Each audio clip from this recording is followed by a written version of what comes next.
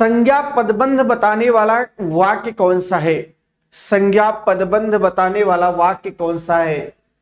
चांद से भी प्यारा मुखड़ा घर से होकर जाऊंगा, देव का मारा वह रात को पहरा देने वाला।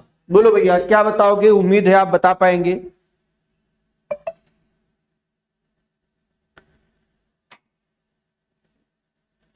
चलो उम्मीद है कि आप बिल्कुल बता पाएंगे सभी प्यारे भाई बहन।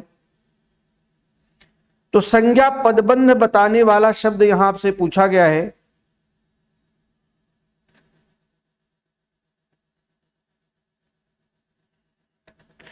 चलिए उत्तर बताइए।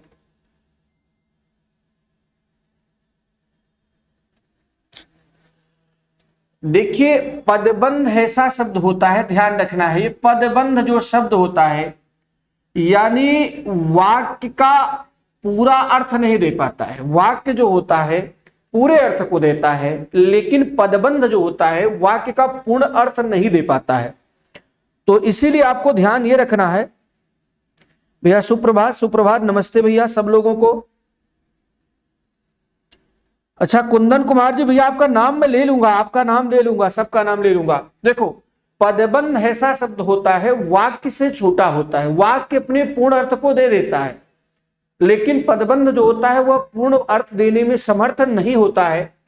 जैसे घर से होकर जाऊंगा अर्थात वाक्य को देव का मारा वह रात को पहरा देने वाला, चांद से भी प्यारा मुखड़ा। देखिए कह रहा है संज्ञा का पदबंध बताना है आपको। बिल्कुल उम्मीद कर रहा हूं कि आप बिल्कुल बता पाएंगे। बिल्कुल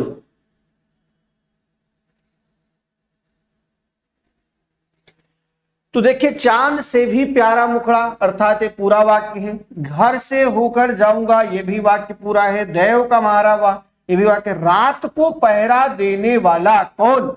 अर्थात यहां पर संज्ञा को बताने वाला जो है रात को पहरा देने वाला, यह वाक्य पूर्ण अर्थ नहीं दे पा रहा है, इसलिए ये का क्या होगा? पहले का डी ऑप्शन बिल्कुल राइट आंसर होगा। लड़की जाए यह वाक्य किस काल का है? यानी लड़की जाए पूछा गया है किस काल में है? पूर्ण भूत काल में है, वर्तमान काल में है, भविष्य काल में है या सामान्य भूत में से? आप क्या बताओगे? मैं उम्मीद कर रहा हूं कि आप सभी प्यारे भाई बहन इसका सही आंसर दे पाएंगे। Good morning, good morning. चलिए सभी लोगों को बहुत बहुत धन्यवाद सुबह सुबह आने के लिए। देखिए पूर्ण वर्तमान का मतलब होता है क्रिया वर्तमान काल में पूरी हो चुकी हो। जैसे कहा जाए कि मैं गया था, इसका मतलब जाने की क्रिया मेरी पूर्ण हो चुकी है, पूर्ण भूतकाल हो गया। पूर्ण वर्तमान काल का मतलब है कि मैंने पढ़ाया है, इसका मतलब मैंने पढ़ाया है। पूर्ण वर्तमान और आसन्न भूत दोनों क्रियाएं एक चलती है, ध्यान रखना है। यानी भूतकाल में पूरी हो चुकी होती, वर्तमान में पूरी है और भूतकाल में अभी अभी हुई है। संभाव्य भविष्य काल और सामान्य भूतकाल में से आप क्या बताओगे? चलो एक बार मैं आपका आंसर देख ले रहा हूं। गुड मॉर्निंग भैया सभी लोगों को, सुप्रभात, बहुत बहुत धन्यवाद आप लोगों को उत्तर बताने के लिए। चलिए तो यहां पर उम्मीद है कि आप बता पाएंगे। लड़की जाए यानी सामान्य भूतकाल में नहीं है, यहां क्या है? संभाव्य भविष्य काल। लड़की जाए, लड़के जाए, मैं जाऊं, इसका मतलब क्या है? ये क्या है? बिल्कुल बिल्कुल उम्मीद करता हूं आप सब लोग बता पाएंगे। तो हालांकि यहां जाए शब्द का जो प्रयोग हुआ है ये क्या है? संभाव्य भविष्य काल के लिए हुआ है। काफी लोग इसका आंसर सही बता पा रहे हैं, कुछ लोग नहीं बता पा रहे होंगे, तो कोई बड़ी बात नहीं है। मोहन ने पढ़ा है यह वाक्य संदिग्ध भूतकाल में है। यानी मोहन ने पढ़ा है यह वाक्य संदिग्ध भूतकाल में है। बोलो मोहन ने पढ़ा, मोहन ने पढ़ा होगा, मोहन ने पढ़ रहा था, मोहन ने पढ़ा था। देखिए संदिग्ध भूतकाल की बात कर रहा है, क्रिया भूतकाल में हुई हो लेकिन कार्य के होने में संदेह हो रहा हो, ठीक है, तो वहां संदेह होता है। बिल्कुल उम्मीद कर रहा हूं कि आप बता पाएंगे। तो हालांकि एक चीज आप ध्यान ये रखेंगे, चले काफी लोगों ने सी बताया है। मोहन ने पढ़ा, इसका मतलब क्या है कि मैंने देखा, ये क्या है, वर्तमान काल में अगर देखोगे तो पूर्ण वर्तमान हो जाएगा। हालांकि ये भूतकाल की क्रिया है। ये मोहन ने पढ़ा, मोहन ने पढ़ा होगा, मोहन ने पढ़ रहा था तो क्या हो जाएगा, ये अपूर्ण भूतकाल की क्रिया हो जाएगी। मोहन ने पढ़ा था, इसका मतलब पूर्ण भूतकाल की क्रिया है। या मोहन ने पढ़ा होगा, होगी का मतलब क्या हो रहा है, संदेह हो रहा है कि क्रिया हुई थी या नहीं। तो मोहन ने पढ़ा होगा, यहां पर यही आपका संदिग्ध भूतकाल का राइट आंसर हो जाएगा। जहां न पहुंचे रवि वहां पहुंचे कवि, जहां न पहुंचे रवि वहां पहुंचे कवि में कौन सा उपवाक्य है, बोलो भैया। देखो, क्रिया विशेषण उपवाक्य है, या विशेषण उपवाक्य है, या सर्वनाम उपवाक्य है, या संज्ञा उपवाक्य में से आप क्या बताओगे। उम्मीद है कि आप इसका सही आंसर आप बता पाओगे। चले, उम्मीद है कि बेटा आप बिल्कुल इसका राइट आंसर बता पाएंगे। आज थोड़ा समय क्वेश्चन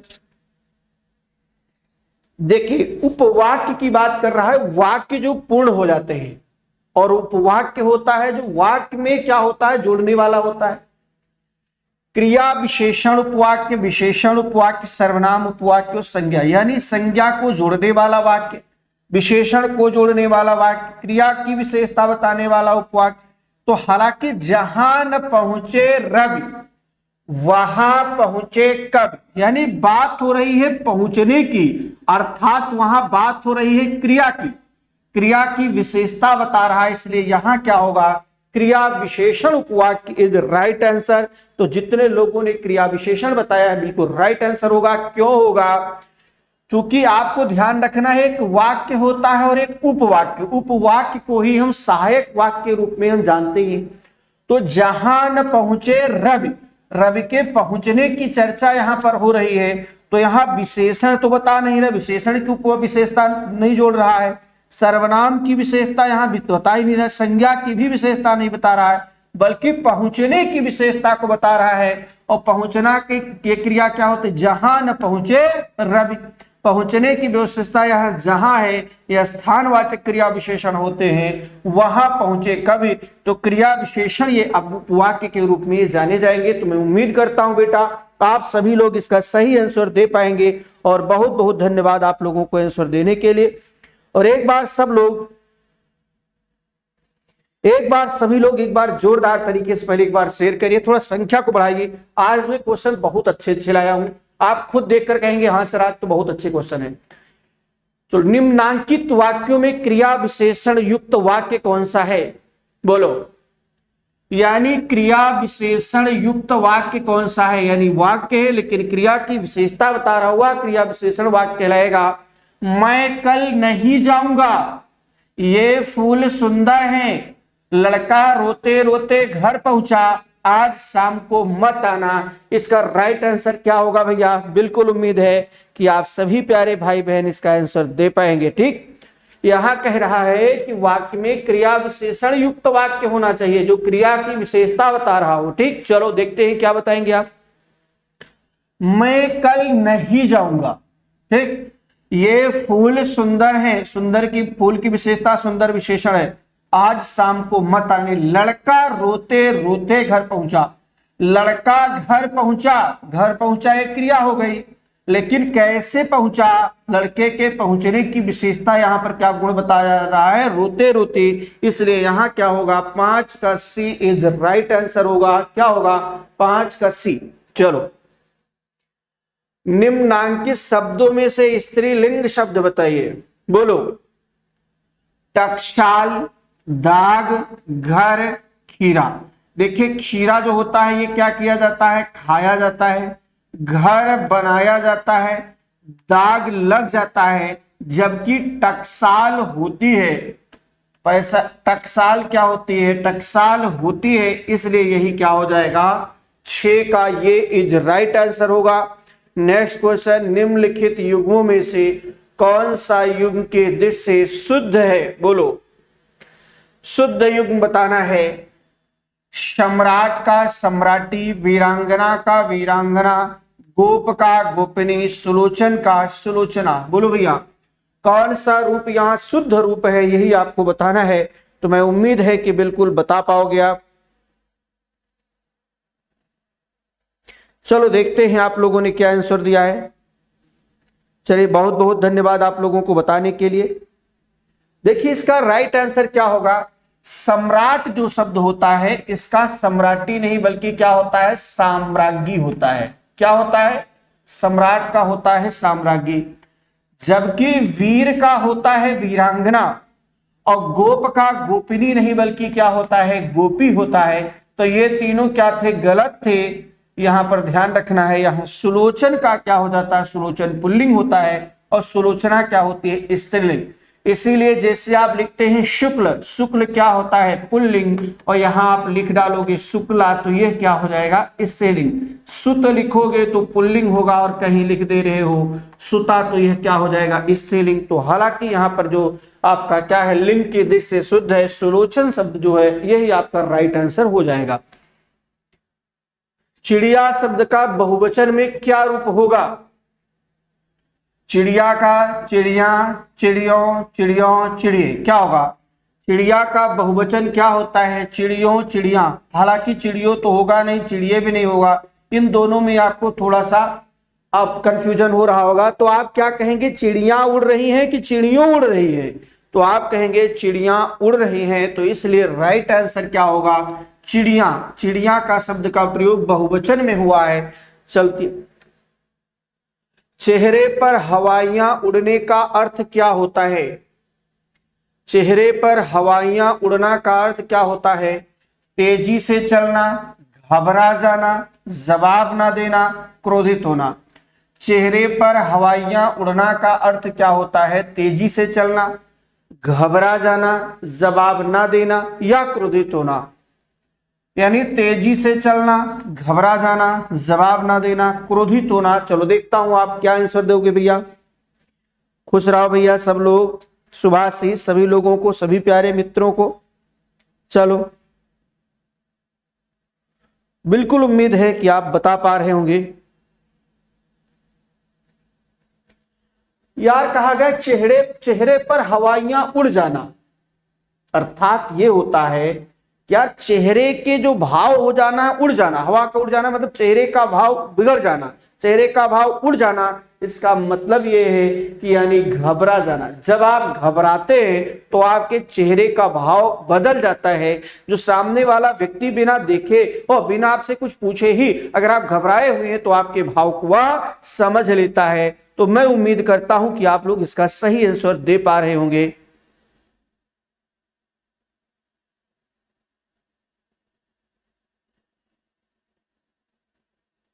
चलिए तो मैं उम्मीद कर रहा हूं कि आप सभी लोग इसका घबरा जाना बिल्कुल राइट आंसर होगा।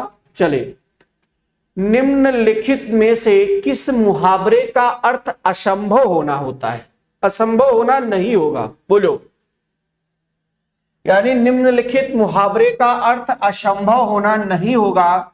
जैसे चांद पर थूकना, खरगोश के सींग निकलना, पानी से घी निकालना, बालू से तेल निकलना। बोलो।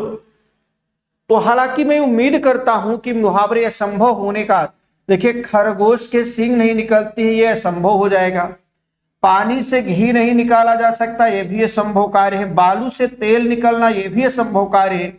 चांद पर थूकना अर्थात किसी सम्मानित व्यक्ति को अपमानित करना या उसके बारे में कुछ भला बुरा बोलना, किसी सम्मानित व्यक्ति को भला बुरा बोलना, ये क्या होता है।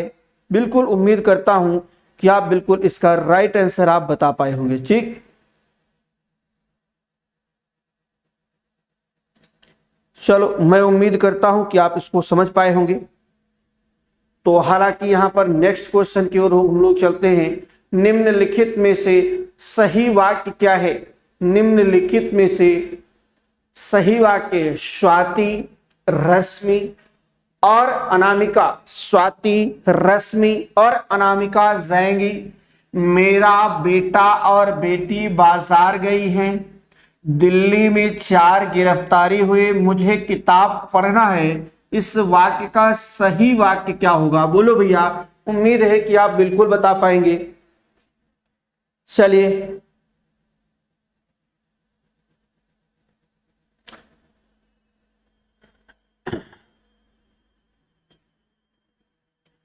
तो हालांकि स्वाति, रश्मि और अनामिका जाएगी।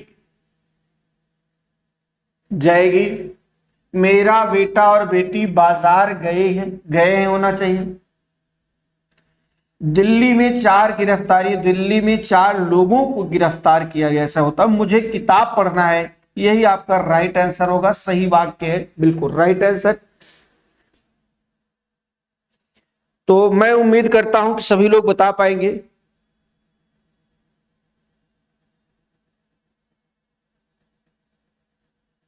अच्छा,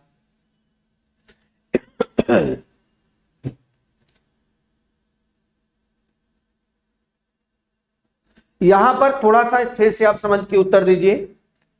इसमें कह रहा है कि मुझे किताब स्त्रीलिंग है, तो यहां पढ़नी चाहिए होना चाहिए, ये गलत होगा। ये फिर से एक बार देखिए इसको। मुझे किताब पढ़नी चाहिए, पढ़नी है, तो यहां पढ़ना है इसलिए गलत हो गए। दिल्ली में 4 लोगों की गिरफ्तारी हुई, ये आपका होना चाहिए।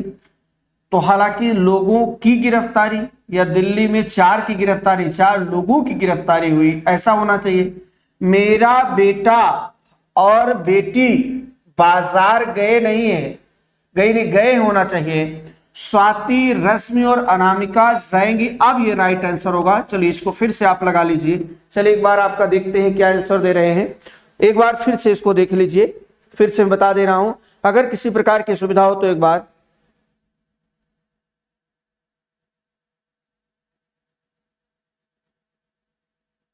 हाँ बिल्कुल भैया, बिल्कुल। यहां पर क्या, किताब जो है स्त्रीलिंग है, इससे यहां पर होना चाहिए 4 लोगों की गिरफ्तारी, मेरा बेटा और बेटी बाजार। तो यहां पर होना चाहिए स्वाति, रश्मि और अनामिका जाएंगी, यही आपका सही वाक्य होगा।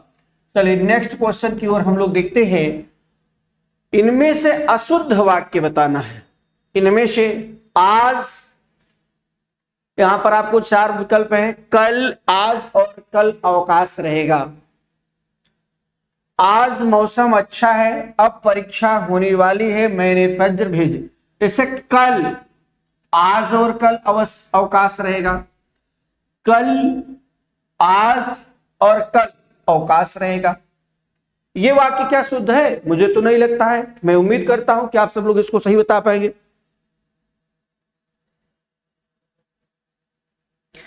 चलिए कोई बात नहीं, बिल्कुल बिल्कुल फिर से।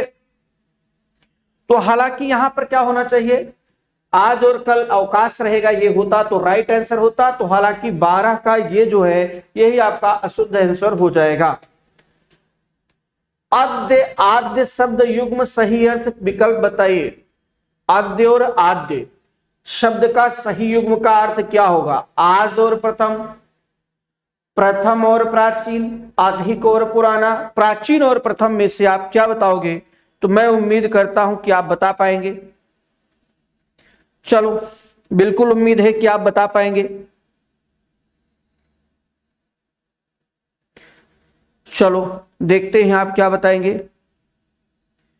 तो यहां पर अगर आप देखेंगे, आद्य का मतलब होता है आज, और आद्य का मतलब होता है प्रथम।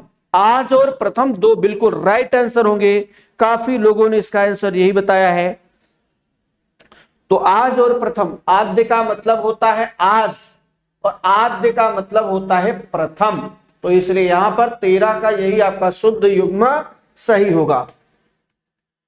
कौड़ी, कौड़ी, कौड़ी शब्द युग्म का सही अर्थ किस विकल्प में है? कौड़ी, कौड़ी, बोलो भैया, आप बता पाएंगे?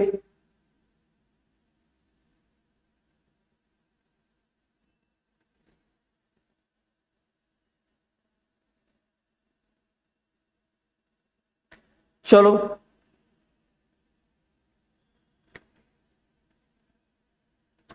तो चलो एक बात देखिए, कौड़ी कौड़ी शब्द युग्म का सही अर्थ किस विकल्प में है? एक समुद्री जीव का खेल, 20 का समूह, 20 का समूह एक समुद्री जीव का खेल, कुष्ठ रोगी 20 का समूह, एक खेल का नाम 20 का समूह। बोलो, मैं उम्मीद कर रहा हूं आप बिल्कुल बता पाएंगे।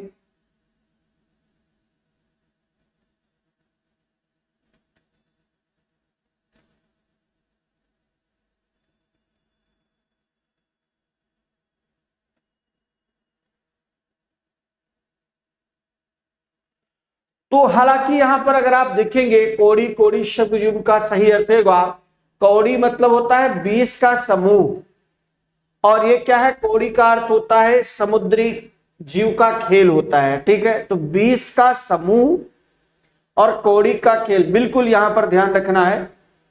तो ये आपका क्या हो जाएगा, बी ऑप्शन बिल्कुल सही हो जाएगा। चलिए नेक्स्ट क्वेश्चन, कौन सा शब्द युग्म का अर्थ संगत नहीं है? बोलो, निम्न में से कौन से युग्म का अर्थ संगत नहीं है? टुक टुक, अंश अंश, दंश दस, फिर उसके बाद क्या है, अथक अकथ।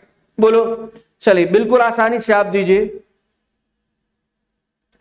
यहां टुक शब्द नहीं बल्कि क्या है, टूक है। अब यहां ध्यान रखिए, टुक टूक, बिल्कुल उम्मीद है कि आप बता पाए।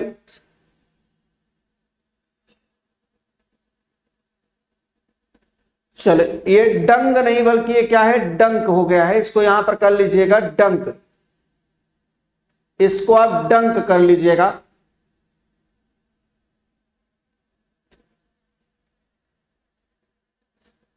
तो यहां पर आपसे पूछा गया है कौन सा,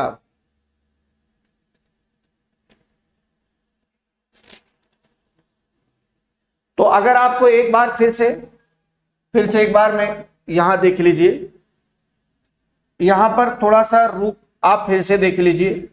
यहां पर कुछ एक अशुद्धि हो गई है, टुक टुक टुकड़ा फटा हुआ, अंश अंश ये हो गया दंश। यहां डंग जो लिखा है इसके स्थान पर आप डंक कर लीजिए बस। अब आप बताइए, ये आपको देखना है, अब इसमें आपको बताना है। चलिए हाँ, वहां थोड़ा सा अशुद्धि हो गई थी, मैंने फिर से देख के सही कर दिया है। तो आप बताइए इसमें सही रूप क्या होगा इसका। चलो देखिए, टुक टूक होना चाहिए। तो हालांकि यहां पर क्या है, अंश का होता है हिस्सा, अंश मतलब होता है कंधा, दंश मतलब होता है डंकना, और दस मतलब होता है संख्या, अथक मतलब होता है बिना थके, अकथ मतलब होता है जो कहा ना जा सके। टुक और टूक, टुक टुक नहीं होता है, टुक मतलब होता है टुक टुक जो दिया हुआ है, टूक मतलब होता है पटा हुआ। तो इसलिए 15 का ये आंसर बिल्कुल राइट आंसर हो जाएगा। ठीक है, 15 का ये बिल्कुल राइट आंसर। फिर से आप जानिए, ये सब सही है, टुक और टुक होना चाहिए, टुक लिखा है इसीलिए पहला ऑप्शन क्या हो जाएगा, ये असंगत हो जाएगा, सुसंगत नहीं है। चलिए नेक्स्ट क्वेश्चन की ओर देखते हैं, प्रवाल किसका पर्यायवाची है? प्रवाल, बहरा, गूंगा, पागल और मूंगा। प्रवाल किसका पर्यायवाची है? उम्मीद है आप बिल्कुल बता पाएंगे। चलिए फिर से आप देख के उत्तर दीजिए, कोई जल्दबाजी नहीं है।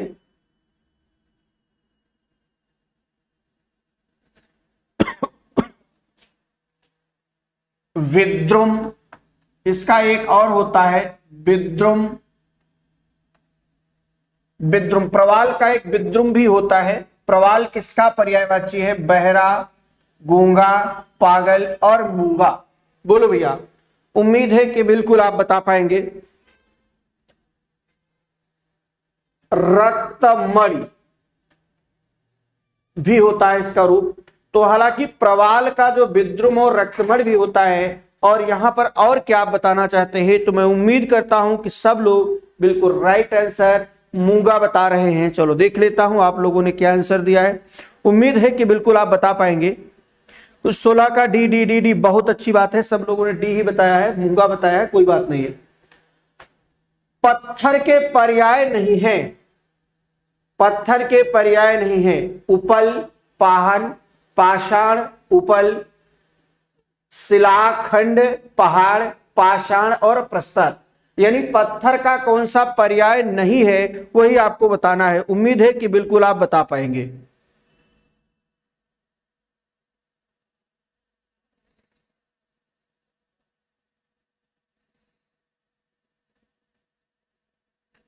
चलिए, उम्मीद करता हूं कि बिल्कुल आप बता पाएंगे। तो पत्थर का जो ये पर्याय नहीं है, शिलाखंड जो होता है ये नहीं होता है। ठीक है, तो मैं उम्मीद करता हूं कि आप बिल्कुल बता पाएंगे। चलिए अब चलते हैं हम लोग। सुग्गा किसका पर्यायवाची है? सुग्गा किसका पर्यायवाची है? बोलो भैया। कीर, सुक, तोता। तो ये किसके? तोता के पर्यायवाची होते हैं। सुग्गा के पर्यायवाची तोता, कीर और सुक, ये सब किसके पर्यायवाची होते हैं? तोता के पर्यायवाची होते हैं। चलिए आगे क्वेश्चन देखते हैं कि निम्न में से कौन सा पुत्री का पर्याय नहीं है? देखिए, पुत्री का पर्यायवाची बार बार आपके एग्जाम में पूछा जाता है। तनया, आत्मजा, सुता, बेटे, ये सब क्या होते हैं? जबकि नंदिनी, दुहिता, तनया, आत्मजा, सुता, बेटी, ये सब भार्या जो होते हैं या किसके होते हैं? पत्नी के पर्यायवाची होते हैं। किसके होते हैं? भार्या जो है यह पत्नी का पर्यायवाची होता है। तो मैं उम्मीद करता हूं कि बिल्कुल आप जान पाएंगे।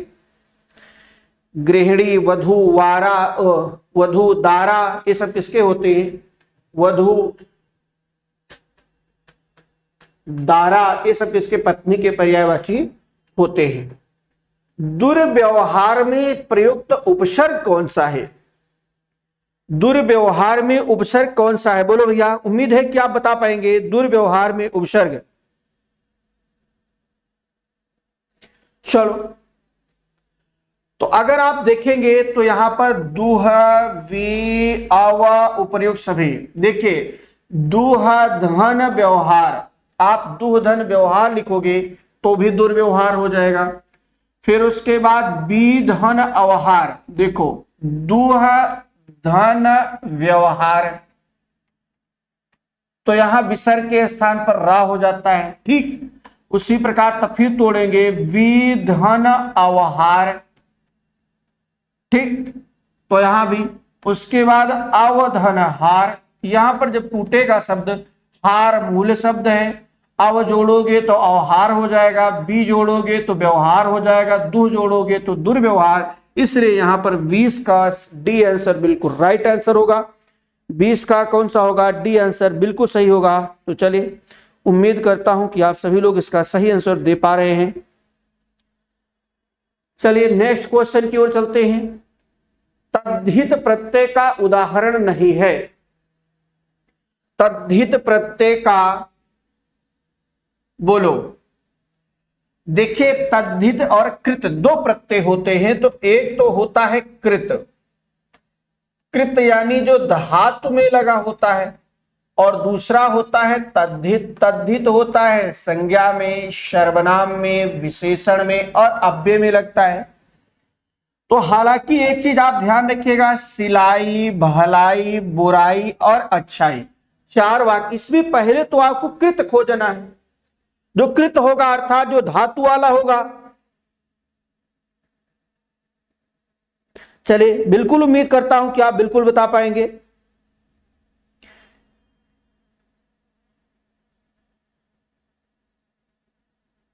तो एक चीज आप ध्यान रखिए, जो क्रिया है उसे देखिए। देखिए, सिलना में आई लगाने से क्या हो जाता है? सिलना क्या होता है? एक क्रिया होती है। आई लगा दो तो क्रिया धातु होती है। भला शब्द में आई लगाओ तो क्या हो जाएगा? भला। भला क्या है? एक विशेषण है। बुरा क्या होता है? एक विशेषण होता है। अच्छा क्या होता है? एक विशेषण होता है। तो अच्छा, बुरा और भला ये तीनों क्या है? विशेषण है। इसलिए इन तीनों में तद्धित लगा है। सिलना जो है ये क्रिया है, इसलिए 21 का ये इज राइट आंसर यही होगा। निम्नलिखित में से किस विकल्प के सभी शब्दों में अनु उपसर्ग नहीं लगा है? बोलो। इसमें से पूछा गया है कि अनु उपसर्ग नहीं लगा। थोड़ा सा मैं बगल हो जा रहा हूं, बिल्कुल आप थोड़ा सा आसानी से आप इसका उत्तर दीजिए, थोड़ा समझ के दीजिए। अनुपसर्ग, देखिए हम नीचे से देखते हैं, तोड़ते हैं। अनुधन राग, अनुधन चर, अनुचर। अनुधन ऐषण बराबर क्या होता है, अन्वेषण। अनुधन भव, एक चीज ध्यान रखना होता है यहां कि दोनों शब्दों को तोड़िए, उपसर्ग को अलग करिए, और उपसर्ग को अलग करने के बाद जो शब्द बचे वह मूल शब्द बचना चाहिए बेटा, ध्यान नहीं रखना होता है। अगर आप ऐसा कर पाते हैं तो बिल्कुल राइट आंसर आपका हो जाता है। तो चलिए कोई बात नहीं है। आप देखिए अनुधनेषण, अनुधन भाव, इसी प्रकार से अनुधन आय बराबर क्या होता है, अन्वय होता है। अनुधन शासन बराबर क्या होता है, अनुशासन। जबकि यहां होता है अनधन उदात्त, अनधन उदात्त, अनधन उर्वर, अनधन उर्वर बराबर क्या होता है, अनुर्वर होता है। तो यहां अनु नहीं बल्कि ये दोनों में क्या है, अन उपसर्ग लगा हुआ है, इसलिए ये क्या होगा, पहला ये बिल्कुल राइट आंसर होगा। निम्नलिखित में से किस शब्द में कृत प्रत्यय नहीं है, बोलो बोलो। मारक, दानव, लड़ाकू, करणीय, कृत प्रत्यय नहीं लगा है, अर्थात कृत अर्थात क्रिया, क्रिया अर्थात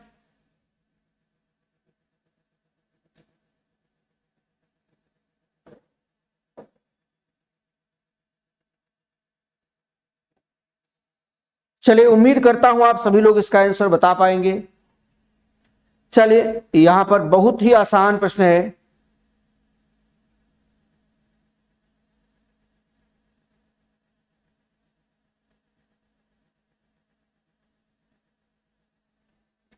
तो यहां पर अगर आप देखेंगे मारक, दानव, लड़ाकू या करणीय में से कौन ऐसा शब्द है,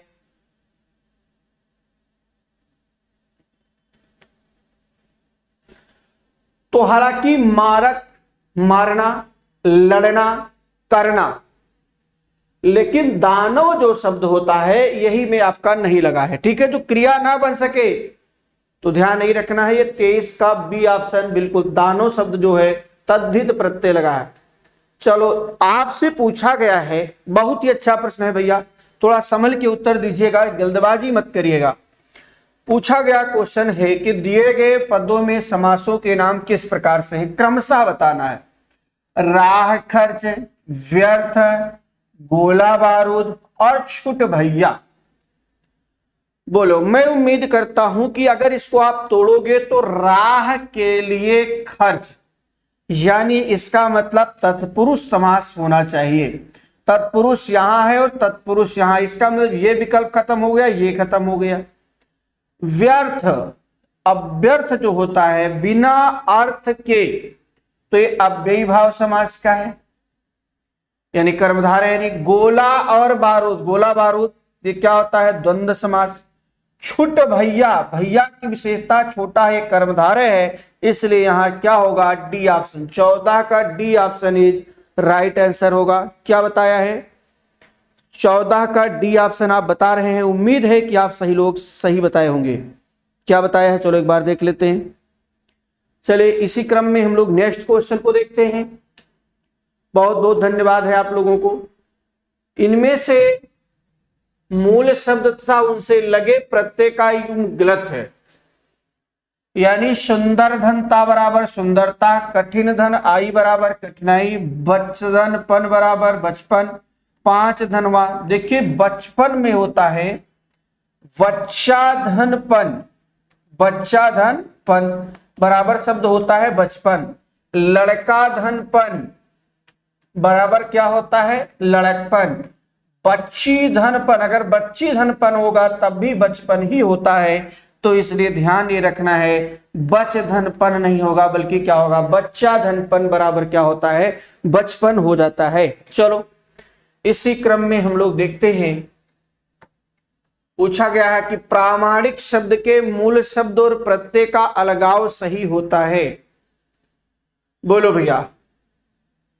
इसको अगर आप तोड़ोगे तो प्रधनमान धन इक रूप चलता है, ये रूप होता है। तो अगर मान लीजिए प्रमाण, अगर आप इक ही तोड़ोगे तो यहां ना का अड़ा हो जाता है, प्रमाण धन इक बराबर क्या होता है, प्रामाणिक। तो यहां प्रमाणी धन का गलत हो जाए, प्राधन माणिक गलत है, प्रमाधन अड़िक ये गलत, प्रमाण धन इक बराबर क्या होता है, प्रामाणिक आंसर हो जाता है। घन का अर्थ नहीं होता है, बोलो, घन का अर्थ नहीं होता है। घन का अर्थ एक बड़ा हथौड़ा भी होता है, घन का अर्थ घना भी होता है, घन का अर्थ क्या होता है, बादल भी होता है, जबकि घन का अर्थ घर नहीं होता है। इसलिए क्या आंसर दे रहे हो मेरे प्यारे भैया, घन का अर्थ आपने क्या आंसर दिया है। चलिए अभी तो क्वेश्चन का आंसर मुझे थोड़ा पीछे मिल रहा है, क्या बात है भाई, क्या ऐसा रीजन है कि क्यों आपका आंसर, अच्छा चलो अब मिला 27 का डी ऑप्शन बिल्कुल राइट आंसर। चलो नेक्स्ट क्वेश्चन, अनेकार्थक शब्द के रूप में गुरु का कौन सा अर्थ अनुपयुक्त होगा, यानी गुरु शब्द का जो अनेकार्थी है वह कौन सा गलत होगा। गुरु का मतलब पचाने में कठिन होता है, शिक्षक होता है, भारी होता है और एक नक्षत्र होता है। गुरु कितने अर्थों को ध्वनित कर रहा है, इसमें कौन सा क्या होगा, गलत होगा। तो मैं उम्मीद करता हूं कि आप बिल्कुल सही आंसर बता पाए होंगे। ठीक,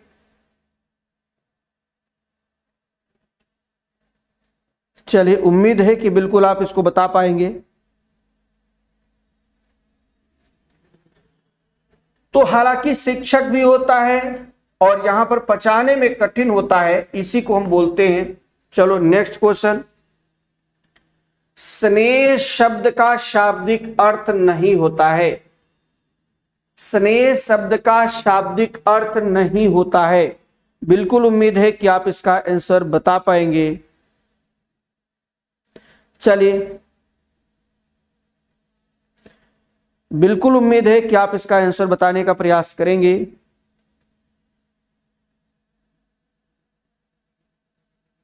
चलिए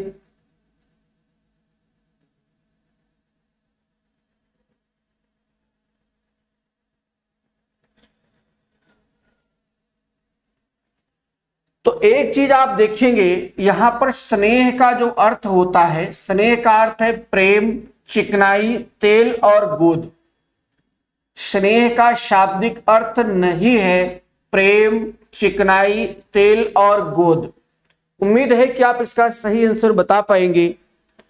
तो हालांकि यहां पर गोद शब्द जो होता है यही नहीं होता है, स्नेह का अर्थ तीनों होता है, प्रेम भी होता है, चिकनाई भी होता है और एक तेल भी होता है। तो इसलिए इसको हम लोग फिर से जानेंगे, गोद शब्द नहीं होगा। इसी क्रम में हम आगे बढ़ते हैं। खाक में मिलाना मुहावरे का सही अर्थ क्या होता है, खाक में मिलाना मुहावरे का सही अर्थ क्या होता है। खाक में मिला देना का अर्थ होता है सब तोड़ देना, कीचड़ में मिला देना, नष्ट कर देना, हानि पहुंचाना। खाक में मिला देना अर्थात नष्ट कर देना राइट आंसर होगा। तो मैं उम्मीद करता हूं कि आप सभी भाई बहनों को ये सारे प्रश्न आपको जो भी पढ़ाया गया है ये आपको समझ में आया होगा। फिर भी यदि किसी प्रकार की सुविधा होगी, अच्छा भैया यस जी आपका नाम तो मैं ले लूंगा, चूंकि समय का अभाव रहता है इसलिए थोड़ा आप लोगों का।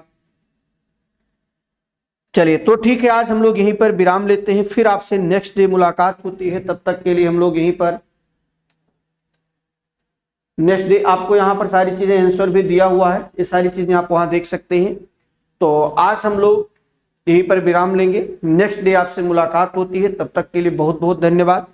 एक बार आप ये जरूर बताइए कैसे लगा है क्वेश्चन, आप लोगों का कैसे रहा, कितना क्वेश्चन किसका सही गया है। तो चलिए हम लोग यहीं पर विराम लेते हैं, बहुत बहुत धन्यवाद।